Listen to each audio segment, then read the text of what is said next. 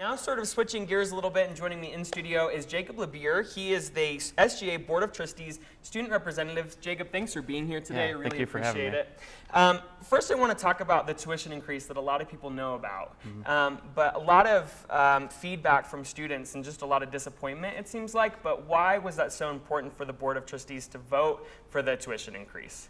Yeah, as everybody knows, there was a tuition increase. It's about $370 per semester for 12 to 18 credit hours. And the reason why that's happening is because of the American Recovery and Reinvestment Act. Well, it's a two-part deal. It's because the stimulus money's run out for the federal government, so they're no longer propping up state budgets. But then the second part of it is that the Tabor Amendment doesn't allow state legislators to raise tax revenues. That way they can bring more money into the general fund and put more money out for higher ed. So what you're seeing is that budgets across the state, from everything, from the judicial system to higher ed, are getting slashed. And not to mention revenue, less revenue is coming in because more people are on unemployment and less people are making the same amount of money that they once were. So This is all effect of the recession, essentially. So did the board look at other options? I mean, the budget cut was pretty much mandatory in order for us to continue having the same resources that we have on campus. Is that correct?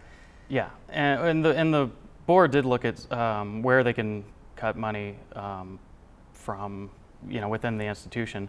But the problem is Metro is the lowest funded state college in the state, and it's actually the second lowest in the entire nation.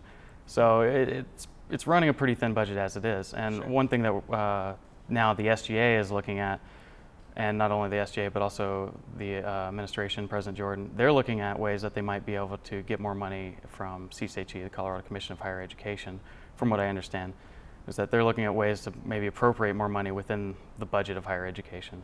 Gotcha. And switching gears just a little bit, in the most recent edition of the Metropolitan, which is the student publication on campus, there's an article that talks about, and they're pretty frustrated about it, $12,000 that the SGA approved to attend a Republican leadership training. But there had to be a process for people to attend that conference.